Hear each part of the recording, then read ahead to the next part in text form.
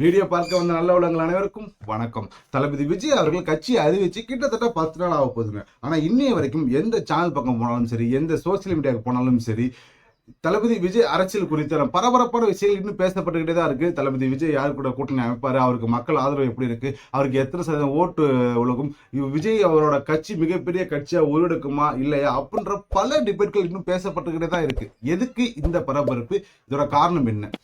தமிழ் சினிமாவில இருந்து மற்றும் ஒரு நடிகர் மீண்டும் அரசியலுக்குள்ள வராரு. இதற்கு முன்னாடி வந்த நடிகர்களை கம்பேர் பண்ணும்போது இன்னைக்கு காலகட்டத்தில் நடிகர் விஜய் அவர்களுக்கு அதிக அளவுல ரசிகர்கள் இருக்காங்க. அதை மட்டுமே வச்சு விஜயால வெற்றி பெற்ற முடியுமா? விஜய்க்கு இன்னைக்கு மக்கள் அது நிறைய இருக்குங்க. கண்டிப்பா விஜய் வந்து எம்ஜிஆர் மாதிரி மிகப்பெரிய ஆளுமை சக்தியா மாறுவாரு, அவரோட கட்சி மிகப்பெரிய கட்சியா மாறும் அப்படின்னு தளபதி விஜய்க்கு ஆதரவாக சில பேரும், தம்பி போங்க தம்பி, இன்னும் எம்ஜிஆரை பத்தியே பேசிக்கிட்டு இருக்கீங்க, அவருக்கு அப்புறமா அரசியலுக்கு வந்த நடிகர்கள் நிலைமை என்னாச்சுன்னு உங்களுக்கு தெரியுமா, போய் தெரிஞ்சுட்டு வாங்க தம்பி அப்படின்னு விஜய்க்கு எதிராக இன்னும் ஒரு சில பேரும் பேசிக்கிட்டு தான் இருக்காங்க. அது உண்மையான விஷயமா நான் பாக்குறேங்க. நமக்கு நானா இருக்கட்டும், நீங்களா இருக்கட்டும், தமிழ் சினிமா நடிகர்கள் எத்தனை பேர் அரசியலுக்கு வந்திருக்காங்க அப்படின்னு கேட்டால் நமக்கு எப்படி தெரியும்? எம்ஜிஆர், விஜயகாந்த், கமல்ஹாசன், அதை தாண்டி எத்தனை பேர் நமக்கு தெரியும்? தெரியாது. ஏன்னா நமக்கு அது சார்ந்த திறல் நிறைய கிடையாது. இன்னைக்கு உச்ச நடிகர் தளபதி விஜய் அவர்கள் அரசியலுக்கு வந்தனாலதான் இங்க நிறைய பேர் அரசியலை பத்தி பேச ஆரம்பிக்கிறாங்க, அரசியல் சம்பந்தமான செய்திகளை பார்க்கவே ஆரம்பிக்கிறாங்க. அப்படி தமிழ் சினிமா நடிகர்கள் எத்தனை பேர் அரசியலுக்கு வந்திருக்காங்க, அவங்களோட கட்சி நிலைமை, அவங்களோட நிலைமை இன்னைக்கு இன்றைய காலகட்டத்தில் எப்படி இருக்குங்கிறதா இந்த வீடியோல ஃபுல்லா பார்க்க போறோம். ஸோ வீடியோ ஸ்கிப் பண்ணாம பாருங்க. அதுக்கு முன்னாடி ஒரு சின்ன கற்பனைங்க. மறைந்த திரு எம்ஜிஆர் அவர்களும் திரு கேப்டன் விஜயகாந்த் அவர்களும் இன்னைக்கு தளபதி விஜய் அவர்கள், இவங்க 3 பேரும் ஒரே நேரத்தில் தேர்தலை சந்தித்தால் ஒரு கற்பனை, உங்களுடைய ஓட்டு யாருக்கா இருக்கும் அப்படின்றத மறக்காம கீழே கமெண்ட்ல சொல்லிட்டு போங்க. வீடியோ ஃபுல்லா பாருங்க. லைக் பிடிச்சிருந்தா லைக் பண்ணுங்க, உங்க ஃப்ரெண்ட்ஸுக்கும் ஷேர் பண்ணுங்க. தமிழ் சினிமா நடிகர்ல கட்சி ஆரம்பிச்சு முதலமைச்சராக ஆன ஒரே நபர் திரு எம்ஜிஆர் அவர்கள் மட்டும்தாங்க. 1972ஆம் ஆண்டு அதிமுக கட்சியை தொடங்குறாரு. கட்சியை தொடங்கி முதல் தேர்தலை சந்திச்சு அவர் இறக்குற வரைக்குமே வெற்றி பெற்று முதலமைச்சராக இருக்காரு. அன்னைக்கு திமுக கட்சியை எதிர்த்து தொடர்ந்து வெற்றி பெற்று மிகப்பெரிய அரசியல் சக்தியா இருந்தாரு. இவரை பார்த்து தான் மற்ற நடிகர் எல்லாமே அரசியலுக்கு வர ஆரம்பிச்சாங்க.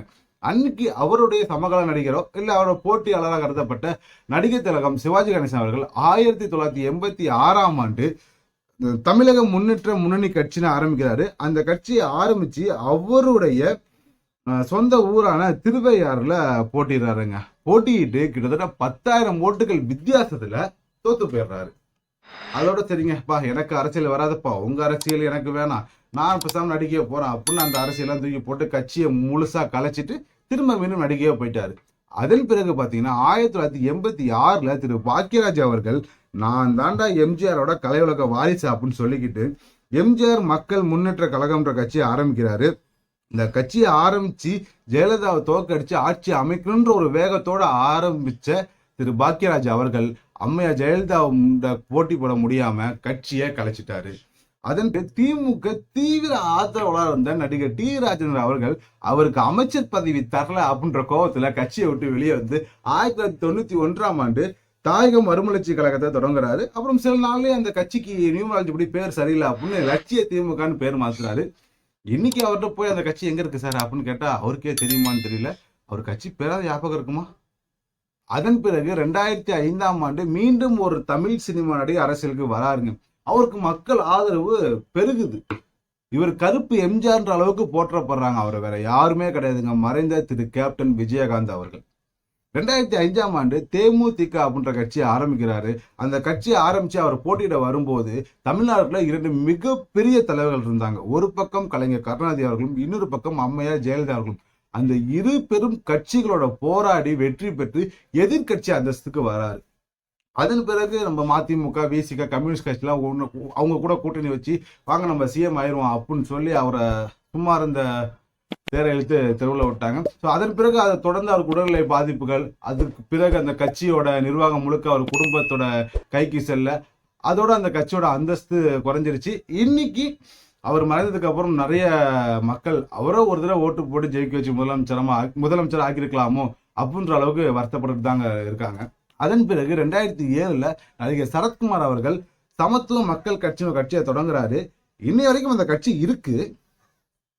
ஆனா அந்த கட்சியோட நிலைமை என்னவா இருக்குங்கிறது நான் சொல்லி உங்களுக்கு தெரிய வேண்டியதில்லை, உங்களுக்கே தெரியும். அதை தொடர்ந்து 2009ஆம் ஆண்டு நவரச நாயகன் கார்த்தி அவர்கள் நாடாளும் மக்கள் கட்சி அப்படின்னு ஒரு கட்சியை ஆரம்பிக்கிறாரு. அவரு அந்த கட்சி எதுக்கு ஆரம்பிச்சாருன்னு அவருக்கு தெரியலங்க, எனக்கும் தெரியல. இப்ப அவர் எங்க இருக்காருன்னு எனக்கு தெரியல. அவர் கட்சி எந்த நிலைமையில இருக்கும் கூட எனக்கு தெரியலங்க. ஒருவேளை உங்களுக்கு தெரிஞ்சிச்சுன்னா கீழே கமெண்ட்ல சொல்லுங்க. இதை தொடர்ந்து 2018ஆம் ஆண்டு உள்ளக்க நாயகன் கமல்ஹாசன் அவர்கள் அரசியலுக்கு வராரு. மக்கள் நீதி மையம்ன்ற ஒரு கட்சி ஆரம்பிக்கிறாரு. மக்கள் இருட்டுல கஷ்டப்படுறாங்க என்ற டார்ச் லைட் இருக்கு, நான் அவங்களுக்கு வெளிச்சம் கொடுக்குறேன்னு டார்ச் லைட்டை தூக்கி டிவி எல்லாம் உடச்சி பஞ்செல்லாம் நிறைய பேசினாரு. பேசி அதே வேகத்துல பிக் பாஸ் வீட்டுக்கு போயிட்டாரு. அதுவா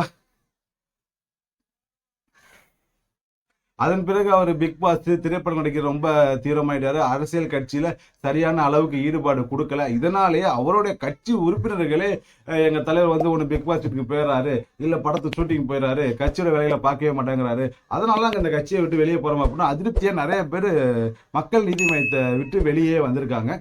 இதன் பிறகு பார்த்தீங்கன்னா 2021ஆம் ஆண்டு மன்சூர் அலிகான் அவர்களோட இந்திய ஜனநாயக புலிகள் கட்சி, 2016ஆம் ஆண்டு நடிகர் கருணாஸ் வந்து முக்குலத்தூர் புலிப்படைகள் அப்படின்ற கட்சியெல்லாம் நிறைய ஆரம்பிச்சிருக்காங்க.